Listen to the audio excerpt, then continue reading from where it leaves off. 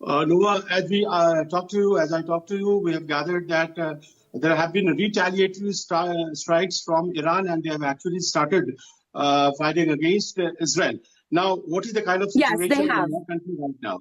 So, yes, as I told your colleague, when I started talking to you, we got another message on our cell phones alerting that in the next few minutes, we have to stay inside the bomb shelters and safe zones. I think the alarm would start here in a few seconds or minutes. I don't know. I'm standing very close to the bomb shelters next to my in-laws in the south. We hope this strikes is not going to be so harsh like the last few strikes. I was in Tel Aviv last war, and I remember the feeling of being in a bunker underground and feeling direct hits not far from my house. I was pregnant at the time, by the way, the last war. I was 8 months pregnant. Now I have a baby here at home. So even though we're very prepped for this, it's still very scary.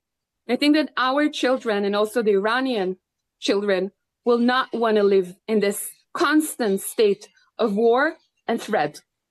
And also I want to mention that just 2 days ago, Modi ji, the Prime Minister of India, have left Israel. It was a very festive 2 days here in Israel. I had the great honor to meet him as well.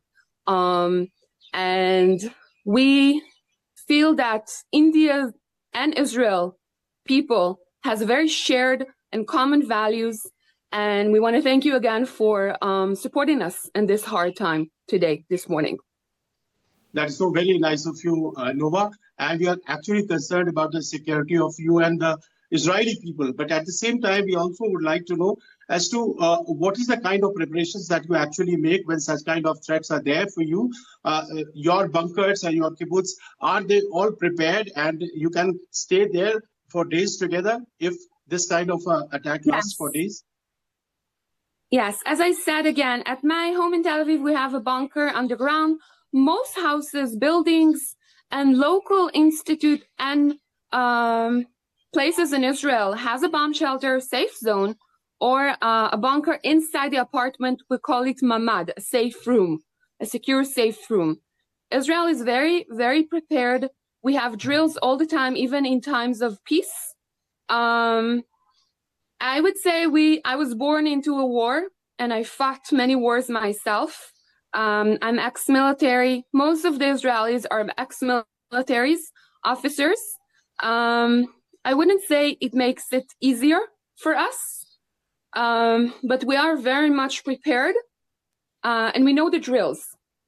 I can say on a personal note, as I suffered the last war being pregnant, I think that once you have children, it makes it a bit different for you. No, yes. We in India are always impressed by the kind of spirit that the Israelis show. But at the same time, this must also mean for you closure of all the schools, colleges, all the educational institutions, all the civil places. Everything must be shut down right now.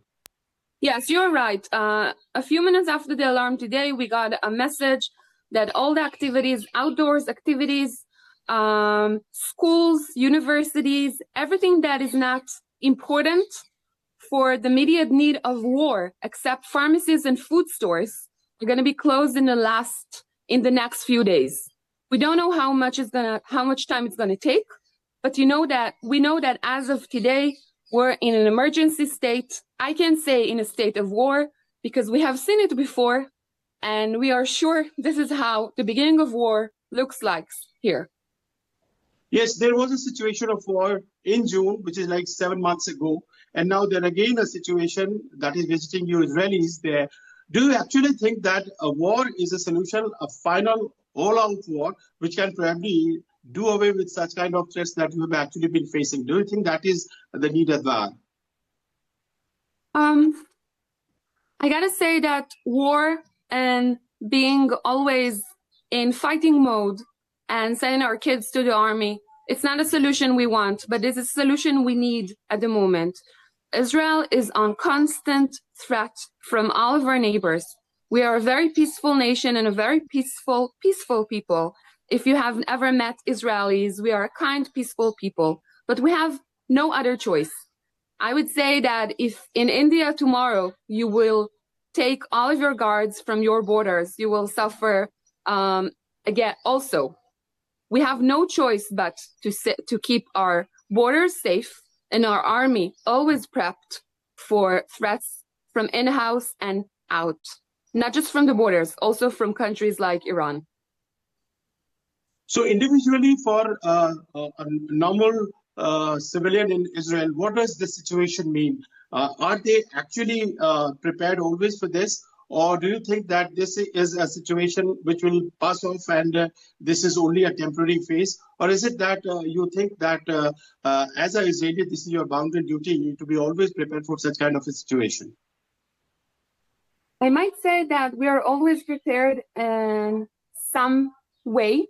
I think most Israelis are always prepared to jump into a bomb shelter.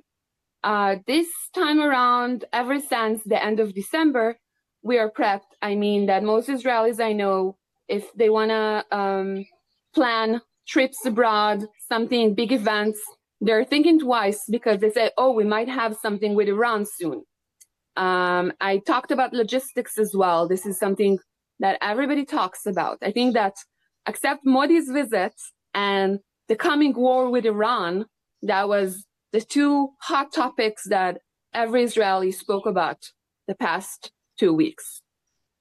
Yes, I can actually gather that Israelis seem to be always prepared and they are very brave when it comes to the Israelis. But taking you to Prime Minister Netanyahu's statements recently, in which he probably tried to suggest that basically it's not the fight against the Iranian people, it's the fight against the Khamenei regime, because in fact, yes, the Iranian people are suffering because of this regime is what he's trying to suggest, yes, isn't it? Yes, I agree. I think that we have a common villain, which is the extremist Islamic regime of Iran that made the Iranian people suffer for too long. I wanna mention that before the Islamic regime has taken over the Iran democracy by the Shah were actually good friends with Israel. Israelis went to Tehran for tour, for business, and I have many friends from Iranian origin, and they hope they can come back to Iran after this. When the riots and the revolution in Iran started a few months ago, I think that the first thing I did was texting my friends, Iranian friends, asking them, is the family okay? Are you okay? Do you have anything to say, anything? We feel like we have a shared goal and a shared future, not just past. They said that they look up to Israel and the US, and they really hope that we're going to be involved in order to free them as well. I think, again, it's much more bigger. What is going on today is much more bigger than a small regional conflict. It's the good against bad in the Middle East. Israel is being a part, not just because we're Israel. It's because we're the only democracy in the Middle East, and we are willing to bear another war for the people of Iran to have their peace. That's right, Nova. But at the same time, you have the support of the Americans, which is very good about it. Yes. But when it comes to the theater of war, and when we actually picturize the situation in our minds, we basically think that for the Americans, it's not always something which is actually going to harm them physically. But when it comes to Israel, Israel normally becomes an automatic target for the Iranians or anybody who is actually trying to support the Iranians. Do you think that this is a dichotomous situation, and this also comes into the minds of the average Israelis like you? You are not mistaken. I think we are in this form of war. Again, it just started. I have I don't have new information to share, but your theory is not wrong. We are going to suffer. We have suffered because of America's wishes to do that. But at the same time, I think this war is very different.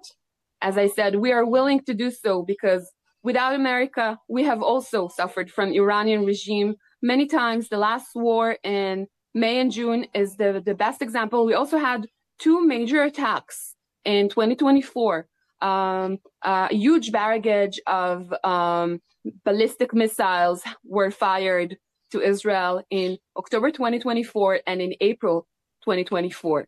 That was very scary. I remember that. We were lucky enough to get the help of the UK, the US, and the Jordanian to help them fire all of those missiles before they touched the ground, most of them. 99% of the missiles were fired and exploded in the air. I think this time around, we are the ones who are helping the Americans. We're friends, we're allies. This is what you do in times of war and emergency.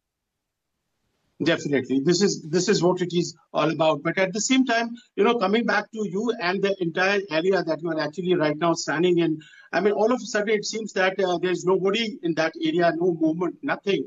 Probably it is very important for us to know as to what happens when such kind of sirens go around and what happens when your alerts come. How is it that you people react to the situation?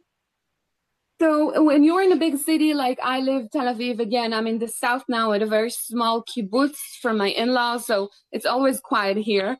But in Tel Aviv, once you get that alarm, everybody stops the car, stop everything they do, and run sometimes to find a bomb shelter. Sometimes even in the street, you walk into a building of people you don't know, a store, a shopping mall, a government buildings, and you're very welcome to stay in the bomb shelter. I think that the solidarity we have as Israeli nation is very strong.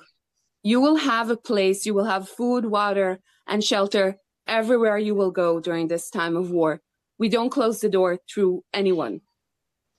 So it's very easy to find the bomb shelters within meters of where you are in big cities and also in small cities. If you're on the road, this is something that most people fear, to be on the road once the alarm starts. We have, I think, very similar recommendation to lay beside your car on the side of the of the road next to a wall or a big stone. Cover your head and hope for the best. I'm so happy to know all these things and the way you are spirited and prepared for all this. I have with me my co-panelist, Chopraji, who is a defense expert. Probably on the aspect of the defense, he would rather like to ask something from you. Chopraji, please go ahead. First of all, I'm an ex-Indian Air Force pilot, and it's always great to be associated with a colleague of mine in Israel. And I know that, I've heard from so many people out there. They're my friends there in Israel who tell me about how they get into the bunkers every now and then when such an alarm is sounded. What I would like to just know is that now Iran does not have really the power to come and invade Israel. The distance is too much. They do not have the air power or the naval power to do that. Neither the Strait of Hormuz we were afraid about that they may have a naval blockade. Even that won't be possible for long. But what kind of a damage are you seeing now? Because after 7 months, when such a big attack happens on Iran, it's not that they will not retaliate.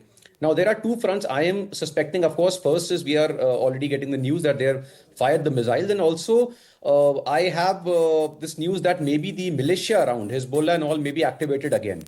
So what do you have to take on this? So you're not mistaken. Most of the threats and the attacks we have been suffered from for the past war and strikes ever since 2024 were by air. Missiles, ballistic missiles, I'm coming. My family here is like, come to the bomb shelter. But I'm very close, it's okay. This time we expect by air, again. They don't have, again, as you said, the naval power to attack us. It only started an hour, 2 hours ago. I'm not a prophet. I want to wish that our neighbors or the militias around Israel or inside Israel, like you have mentioned, will not be a part of this again. I think that the fact that our big war has ended 4 months ago with 7 fronts will be maybe a lesson for them not to try us again. और बिल्कुल, और नोवा, आप चूंकि Israel में मौजूद हैं और आपको एक बार बता दें, अपने दर्शकों को बता दें, हमारे तमाम सहयोगी जो है वो भी जुड़े हुए हैं। डिप्टी एडिटर संजीव त्रिवेदी हमारे साथ जुड़े हैं, अक्षय चोपड़ा स्वर्ण लीडर हमारे साथ जुड़े हैं, और नोवा मुजफ्फी हमारे साथ जुड़ी हैं, जो कि पूर्व IDF ऑफिसर है, यानी इजराइल डिफेंस सिस्टम का, इजराइल डिफेंस फोर्सेस का हिस्सा रही हैं। ऐसे में नोवा, इस वक्त ये अहम खबर भी सामने आ रही है कि अब ईरान की तरफ से जवाबी कार्रवाई की जा रही है। 50 से ज्यादा मिसाइलें अब ईरान ने इजराइल पर दागी हैं, उत्तरी इजराइल पर मिसाइलें दागी हैं। और चूंकि आप IDF के साथ रही हैं, काम किया है, ऐसे में इस वक्त नोवा आपसे जानना चाहेंगे किस तरह के इंस्ट्रक्शंस आप अपने जो इजराइल में रहने वाले लोग हैं उनको देंगे, किस तरीके से वो अपना बचाव कर पाए। नोवा। I'm sorry, I didn't get the last question. There's a lot going on here. हम चाहेंगे कि आप भी बहुत सुरक्षित रहें, क्योंकि लगातार आप ये बता रही हैं कि आपकी जो फैमिली है वो आपको बुला रही है, वो चाहती है कि वो सेफ रहें। Hindi bola tora, but again, I understand Hindi, but it's a very stressful morning. I'm seen very calm, but it is very stressful morning here. Everybody is very worried about their family and kids. Again, as I said, it's the first war. I have a baby girl with me, 5 months old. But we have a lot of faith and trust on the Israeli army, American army. And I think that one thing that we know that they're going to do their best to keep us safe. Everybody has a bomb shelter. Everybody has a safe zone. And as I said, most Israelis are trained themselves. My husband is a very senior officer as well. I come from a family of army people. We're going to do our best to take care of everyone in our house and outside of our house. Okay, नोवा। और संजीव, एक बार फिर आपका रुख करना चाहूंगी, क्योंकि 30 से ज्यादा मिसाइलों से अब इजराइल पर ईरान ने हमला किया है। लगातार ये बात की जा रही थी कि ईरान भी जो है वो जवाबी कार्रवाई करेगा। अब ईरान ने जवाबी कार्रवाई कर भी दी है।